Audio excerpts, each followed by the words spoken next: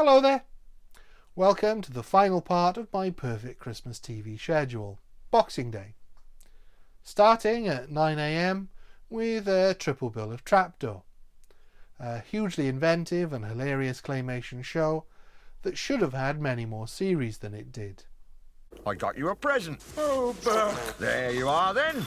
What do you think of that? Oh, how wonderful. My very own wig. I feel so young again. Followed at 9:15 with Transformers the movie. As we're past the big day, there's less Christmas related content in this schedule, so I think this is a good start to the winding down of the holiday.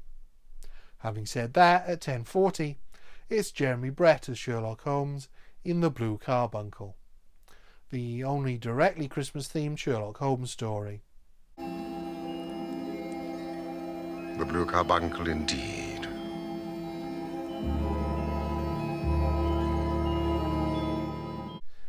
At 11:30, The Princess Bride, one of my favourite films, and so nice to sit down and watch as you're relaxing on Boxing Day, perhaps building your new Lego sets. At 1:10, it's Blockbusters with Bob Holness, and at 1:35, it's the second in our quizzing double bill with Every Second Counts. Two quiz shows that are differently challenging, although only one has repeatedly rejected attempts to resurrect it. Although I'd love to see Every Second Counts brought back though. It's a simple content that's lots of fun. At 1:40, it's The Last of the Summer Wine Christmas special. I know it's considered a little naff these days, but growing up I loved it, and there's a huge amount of charm to see old men acting like children. At 2:15, Lovejoy.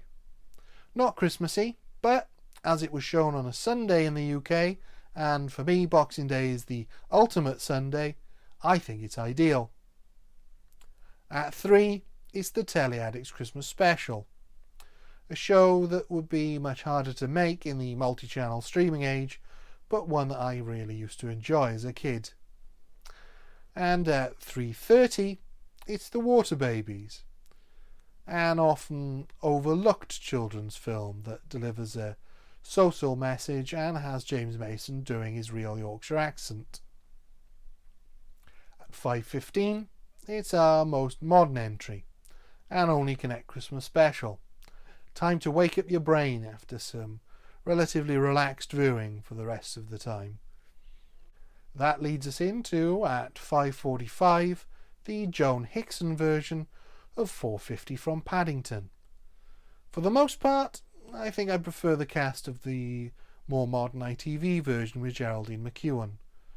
But I do think that Joan Hickson was absolutely the perfect Miss Marple, and this is a fantastic story. At 7:35, it's the final part of the Only Fools and Horses Christmas specials, Time on Our Hands. For my money, this trilogy is one of the best endings to a sitcom ever. Sadly spoiled by bringing it back a few years later, but honestly, that feels like an epilogue and one that I choose to ignore. At 8:35, it's License to Kill. It's not a Boxing Day without a Bond film, and this is my personal favourite. It's mostly overlooked, but I think it combines everything they've tried to do with Daniel Craig's Bond films with everything they did with Connery and Moore. And at 10:50, ending our Christmas TV schedule, is the Freddie Mercury tribute concert. A slightly melancholy note to end on, but celebrating the life of a great performer with some great performances by bands from my era. Obviously, this is my personal list that I've tried to make fun, interesting and entertaining, and I think the few hours I spent putting it together is probably more time than anyone else has put in a Christmas programme in for 15 years. Let me know in the comments what shows and films would make up your perfect Christmas schedule. I know there's plenty I've missed out, but hey, it'll give me something to do next year. Thank you. Merry Christmas and a Happy New Year.